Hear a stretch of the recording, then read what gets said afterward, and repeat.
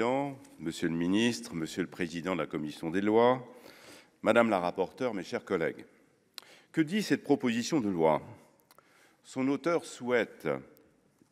que je salue, souhaite permettre à tout enfant, entre sa majorité et ses 30 ans, donner la possibilité de se libérer de son obligation alimentaire envers un parent qu'il estime défaillant par un acte notarié. Nous comprenons et saluons la motivation de ce texte. Tous ceux qui m'ont précédé à cette tribune l'ont déjà dit. Personne ne peut rester indifférent à la souffrance d'un enfant victime de violence ou victime de négligence parentale. Mais si le groupe des Indépendants considère que la simplification des démarches est un objectif légitime, cette simplification doit néanmoins respecter un certain nombre de principes fondamentaux de notre droit. En effet, malgré l'émotion, nous ne devons pas perturber l'équilibre de notre système juridique et ni compliquer les règles de façon inutile. Le principe cardinal qui vaut en droit de la famille, depuis toujours, est cette fameuse paix des familles. Ce principe repose sur l'idée que la famille constitue une sphère privée, au sein de laquelle les relations doivent se régler entre parents et enfants et sans ingérence de l'État, dans la mesure du possible. L'objectif est de préserver l'harmonie. En conséquence, le principe de solidarité familiale, posé par les articles 203 et 205 du Code civil, repose sur la réciprocité, comme l'a très justement rappelé notre rapporteur. Les parents doivent assistance à leurs enfants, dans les mêmes conditions que les enfants retour doivent des aliments à leurs ascendants en cas de besoin. En permettant à une personne de se décharger de son obligation alimentaire unilatéralement par un simple acte notarié, la proposition de loi instaure une procédure inconditionnelle et extrajudiciaire de rupture des obligations familiales. Ce caractère unilatéral s'oppose directement à ce qui fait vivre aujourd'hui les règles du droit de la famille, à savoir la réciprocité. Cela revient aussi, et je voudrais le souligner, à faire jouer au notaire un rôle qui n'est absolument pas le sien. En effet, l'acte notarié dans notre droit n'est pas là pour régler des conflits, il est là pour constater des décisions. Par exemple, dans le divorce par consentement mutuel, dans lequel le notaire, justement, peut intervenir, eh bien, la procédure se fait bien sans le juge.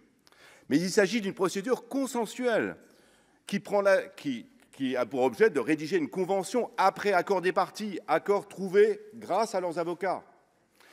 Dans le cas posé par la proposition de loi, il s'agit d'une procédure conflictuelle qui nécessite donc, selon les principes fondamentaux de notre droit, l'intervention du juge. Le droit actuel, ça a déjà été dit, donc je passe rapidement, permet déjà de répondre à la situation que vit cette proposition de loi. L'article 207 du Code civil autorise le juge aux affaires familiales à décharger un débiteur alimentaire lorsque le créancier a manqué gravement à ses obligations envers lui. Cette procédure judiciaire, c'est pour ça qu'elle est mise en place, offre des garanties, préserve les droits des parties et atteint, lorsque c'est justifié, l'objectif poursuivi par le texte.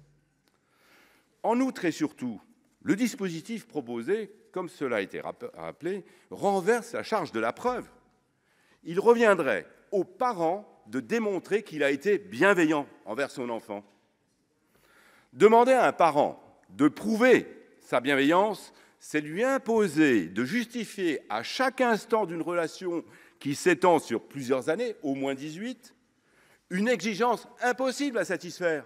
À partir de quand est-on bienveillant ? Quand commençons à être défaillants? Pour finir, il y a un principe fondamental de notre droit, c'est qu'il revient à celui qui allègue la faute de la démontrer. Ici, on ferait exactement l'inverse. Pour finir, l'imprécision des termes employés, défaillance, bienveillance, utilisés alternativement dans le texte, constitue une cause de fragilité extraordinaire, qui sera une source de contentieux, ce qui est exactement le résultat inverse de celui qui est à juste titre recherché par notre rapporteur. Tout le monde contestera la bienveillance, la défaillance, ce sera une question de degré. On ne saura jamais, on n'est pas bienveillant ou défaillant, on est relativement bienveillant, relativement défaillant. Notre droit jusqu'à présent évite toutes ces querelles. Évidemment, les avocats ont du travail, mais ce n'est pas vraiment l'objectif qui est recherché. Les auditions menées par notre rapporteur, Marie Mercier, dont je voudrais ici saluer la qualité du travail, ont d'ailleurs montré une opposition unanime des professionnels du droit, ceux qui vivent ces situations. C'est pourquoi, dans la continuité de la position exprimée par la commission, le groupe Les Indépendants ne votera pas en faveur de cette proposition. Merci, cher collègue. La parole est maintenant à